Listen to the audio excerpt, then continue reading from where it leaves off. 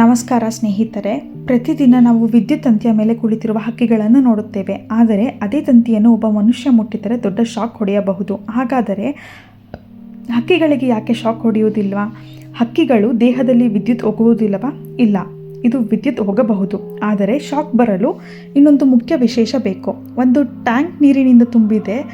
ನೀರನ್ನು ಹರಿಯಲು ಒಂದು ಪ್ರವೇಶ ದಾರಿ ಮಾತ್ರ ಸಾಕಾಗುವುದಿಲ್ಲ, ಅದಕ್ಕೆ ಹೊರಗಡೆ ಹೋಗೋ ದಾರಿ ಕೂಡ ಬೇಕು. ಹೊರಗೆ ಹೋಗುವ ದಾರಿ ಇಲ್ಲದಿದ್ದರೆ ನೀರು ಹರಿಯುವುದಿಲ್ಲ. ವಿದ್ಯುತ್ ಕೂಡ ಇದೇ ರೀತಿ ಕೆಲಸ ಮಾಡುತ್ತದೆ. ವಿದ್ಯುತ್ತಿಗೆ ಒಂದು ಸಂಪೂರ್ಣ ದಾರಿ ಅಂದರೆ ಕಂಪ್ಲೀಟ್ ಪಾತ್ ಸಿಕ್ಕಾಗ ಮಾತ್ರ ಅದು ಹರಿಯುತ್ತದೆ. ಹಕ್ಕಿ ಒಂದೇ ತಂತಿಯ ಮೇಲೆ ತನ್ನ 2 ಕಾಲುಗಳನ್ನು ಇಡುತ್ತದೆ. ಆ 2 ಕಾಲುಗಳು ಒಂದೇ ವಿದ್ಯುತ್ ಮಟ್ಟದಲ್ಲಿ ಸೇಮ್ ವೋಲ್ಟೇಜಲ್ಲಿ ಇರುತ್ತವೆ. ಆದ್ದರಿಂದ ಹಕ್ಕಿಯ ದೇಹದೊಳಗಡೆ ಗಮನಾರ್ಹ ಪ್ರಮಾಣದ ವಿದ್ಯುತ್ ಹರಿಯುವುದಿಲ್ಲ. ಹೀಗಾಗಿ ಅದಕ್ಕೆ ಶಾಕ್ ಹೊಡೆಯುವುದಿಲ್ಲ. ಹಾಗಾದರೆ ಯಾವಾಗ ಶಾಕ್ ಹೊಡೆಯುತ್ತದೆ? ಒಂದು ವೇಳೆ ಹಕ್ಕಿ ಒಂದೇ ಸಮಯದಲ್ಲಿ 2 ಬೇರೆ ತಂತಿಗಳನ್ನು ಮುಟ್ಟಿದರೆ ಅಥವಾ ಒಂದು ತಂತಿ ಮತ್ತು ಭೂಮಿ ಎರಡನ್ನೂ ಸಂಪರ್ಕಿಸಿದರೆ ಆಗ ವಿದ್ಯುತ್ಗೆ ಪೂರ್ಣ ದಾರಿ ಸಿಗುತ್ತದೆ. ಆಗ ಹಕ್ಕಿಗೂ ಶಾಕ್ ಹೊಡೆಯಬಹುದು. ವಿದ್ಯುತ್ಗೆ ನಮ್ಮ ದೇಹವೇ ಯಾಕೆ ಇಷ್ಟ? ಅದು ಮರದ ಮೂಲಕನೂ ಹೋಗಬಹುದಲ್ವಾ? ಗಾಳಿಯ ಮೂಲಕ ಹೋಗ್ಬೋದು. ಹಾಗಿದ್ದರೆ ಮನುಷ್ಯನ ದೇಹದ ಮೂಲಕವೇ ಯಾಕೆ ಹರಿಯುತ್ತೆ? ಒಂದು ನಗರದಲ್ಲಿ 2 ರಸ್ತೆಗಳಿವೆ ಅಂತ ಊಹಿಸಿ. ಮೊದಲ ರಸ್ತೆ ಅಗಲವಾಗಿದೆ, ಎರಡನೇ ರಸ್ತೆ ತುಂಬ ಕಿರಿದಾಗಿದೆ. ಹೆಚ್ಚಿನ ವಾಹನಗಳು ಯಾವ ರಸ್ತೆಯಲ್ಲಿ ಹೋಗುತ್ತವೆ? ಅಗಲವಾದ ರಸ್ತೆಯಲ್ಲಿ, ಏಕೆಂದರೆ ಅಲ್ಲಿ ಪ್ರಯಾಣ ಸುಲಭ. ವಿದ್ಯುತ್ ಕೂಡ ತಾನು ಸುಲಭವಾಗಿ ಹೋಗಬಹುದು ದಾರಿಯನ್ನು ಆಯ್ಕೆ ಮಾಡಿಕೊಂಡಿರುತ್ತದೆ. ಇದನ್ನು ರೆಸಿಸ್ಟೆನ್ಸ್ ಅಂದರೆ ಪ್ರತಿರೋಧ ಎಂದು ಕರೆಯುತ್ತಾರೆ. ಕಡಿಮೆ ರೆಸಿಸ್ಟೆನ್ಸ್ ಈಸ್ ಈಕ್ವಲ್ ಟು ಸುಲಭವಾಗಿ ಕರೆಂಟ್ ಹರಿಯುತ್ತದೆ. ಹೆಚ್ಚು ರೆಸಿಸ್ಟೆನ್ಸ್ ಇದ್ದರೆ ಕರೆಂಟ್ ಹರಿಯಲು ಕಷ್ಟವಾಗುತ್ತದೆ. ನಮ್ಮ ದೇಹದಲ್ಲಿ ಏನಿದೆ? ನಮ್ಮ ದೇಹದಲ್ಲಿ ಸುಮಾರು 60% ಭಾಗ ನೀರಿನಿಂದ ಕೂಡಿದೆ. ಈ ನೀರಿನಲ್ಲಿ ಸೋಡಿಯಂ, ಪೊಟ್ಯಾಷಿಯಂ ಮುಂತಾದ ಲವಣಗಳು ಅಂದರೆ ಅಯಾನ್ಸ್ ಕರಗಿರುತ್ತವೆ. ಇದು ವಿದ್ಯುತ್ತನ್ನು ಹರಿಯಲು ಸಹಾಯ ಮಾಡುತ್ತವೆ. ಆದ್ದರಿಂದ ನಮ್ಮ ದೇಹ ಸಂಪೂರ್ಣ ಲೋಹದಂತೆ ಅಲ್ಲದಿದ್ದರೂ ವಿದ್ಯುತ್ ಹರಿಸಬಲ್ಲದು. ಹಾಗಾದರೆ ರಬ್ಬರ್ ಯಾಕೆ ಸುರಕ್ಷಿತ? ರಬ್ಬರ್ನಲ್ಲಿ ವಿದ್ಯುತ್ ಸುಲಭವಾಗಿ ಹರಿಯುವುದಿಲ್ಲ, ಅದರ ರೆಸಿಸ್ಟೆನ್ಸ್ ತುಂಬ ಹೆಚ್ಚು. ಆದ್ದರಿಂದ ವಿದ್ಯುತ್ ತಂತಿಗಳ ಮೇಲೆ ರಬ್ಬರ್ ಹೊದಿಕೆ ಹಾಕುತ್ತಾರೆ. ಹಾಗೆಯೇ ಎಲೆಕ್ಟ್ರಿಷಿಯನ್ಗಳು ವಿಶೇಷ ರಬ್ಬರ್ ಕೈವಸ್ತುಗಳನ್ನು ಬಳಸುತ್ತಾರೆ. ವಿದ್ಯುತ್ ಯಾವಾಗಲೂ ಮನುಷ್ಯನನ್ನೇ ಆಯ್ಕೆ ಮಾಡುತ್ತದೆ ಎನ್ನುವುದು ತಪ್ಪು. ಅದು ತನ್ನ ಮುಂದೆ ಇರುವ ಎಲ್ಲ ಸಾಧ್ಯ ದಾರಿಗಳನ್ನು ಪರಿಸ್ಥಿತಿಗೆ ಅನುಗುಣವಾಗಿ ಕರೆಂಟ್ ಹರಿಯುವ ದಾರಿಯನ್ನು ಅನುಸರಿಸುತ್ತದೆ.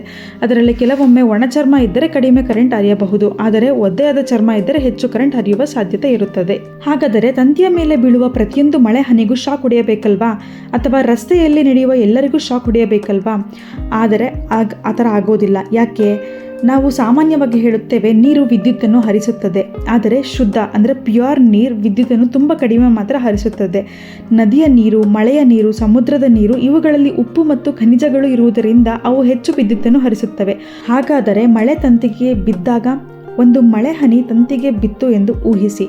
ಆ ಹನಿ ಅದೇ ತಂತಿಯನ್ನು ಮಾತ್ರ ಸ್ಪರ್ಶಿಸುತ್ತದೆ. ಅದು ಮತ್ತೊಂದು ತಂತಿಯನ್ನು ಅಥವಾ ಭೂಮಿಯನ್ನು ಸಂಪರ್ಕಿಸುತ್ತಿಲ್ಲ. ಅಂದರೆ ವಿದ್ಯುತ್ಗೆ ಹೊಸ ದಾರಿ ಸಿಕ್ಕಿಲ್ಲ. ಹೀಗಾಗಿ ಗಮನಾರ್ಹ ಕರೆಂಟ್ ಆ ಮಳೆ ಹನಿಯ ಮೂಲಕ ಹರಿಯುವುದಿಲ್ಲ. ಯಾವಾಗ ಅಪಾಯ? ಒಂದು ಮರದ ಕೊಂಬೆ ಅಥವಾ ಒದ್ದೆಯಾದ ಲೋಹದ ವಸ್ತು ಅಥವಾ ತುಂಡಾದ ತಂತಿ ಭೂಮಿಯನ್ನು ಸಂಪರ್ಕಿಸಿದರೆ ಆಗ ವಿದ್ಯುತ್ಗೆ ಹೊಸ ದಾರಿ ಸಿಗುತ್ತದೆ. ಆಗ ಕರೆಂಟ್ ಹರಿಯುತ್ತದೆ. ಇದರಿಂದಲೇ ಶಾರ್ಟ್ ಸರ್ಕ್ಯೂಟ್ ಅಥವಾ ಅಪಾಯಕಾರಿ ಪರಿಸ್ಥಿತಿ ಉಂಟಾಗಬಹುದು. ಆದ್ದರಿಂದ ಮಳೆ ಬಂದಾಗ ತುಂಡಾದ ವಿದ್ಯುತ್ ತಂತಿಯ ಹತ್ತಿರ ಹೋಗಬಾರದು, ಏಕೆಂದರೆ ಒದ್ದೆಯಾದ ನೆಲವು ವಿದ್ಯುತ್ಗೆ ದಾರಿಯಾಗಬಹುದು. ವಿದ್ಯುತ್ ಹಕ್ಕಿ ಎಂದು ಬಿಡುವುದೂ ಇಲ್ಲ, ಮನುಷ್ಯ ಎಂದು ಕೋಪಗೊಳ್ಳುವುದೂ ಇಲ್ಲ, ಅದು ಯಾರನ್ನೂ ಆಯ್ಕೆ ಮಾಡಿಕೊಳ್ಳುವುದೂ ಇಲ್ಲ. ಅದು ಪ್ರಕೃತಿಯ ನಿಯಮಗಳನ್ನು ಮಾತ್ರ ಅನುಸರಿಸುತ್ತದೆ. ಇದನ್ನೆಲ್ಲ ತಿಳಿದುಕೊಳ್ಳುವುದು ವಿದ್ಯುತ್ನೊಂದಿಗೆ ಪ್ರಯೋಗ ಮಾಡಲು ಅಲ್ಲ, ವಿದ್ಯುತ್ ಅನ್ನು ಇನ್ನಷ್ಟು ಗೌರವದಿಂದ ಮತ್ತು ಸುರಕ್ಷಿತವಾಗಿ ಬಳಸಲು. ವಿದ್ಯುತ್ ಕಾಣುವುದೂ ಇಲ್ಲ, ಆದರೆ ಅದರ ಶಕ್ತಿ ಅಪಾರ. ಆದ್ದರಿಂದ ಯಾವಾಗಲೂ ವಿದ್ಯುತ್ ಸುರಕ್ಷಿತ ನಿಯಮಗಳನ್ನು ಪಾಲಿಸಿ. ಕುತೂಹಲ ಇರಲಿ, ಕಲಿಕೆ ಮುಂದುವರಿಯಲಿ. ಧನ್ಯವಾದಗಳು. ನಮಸ್ಕಾರ.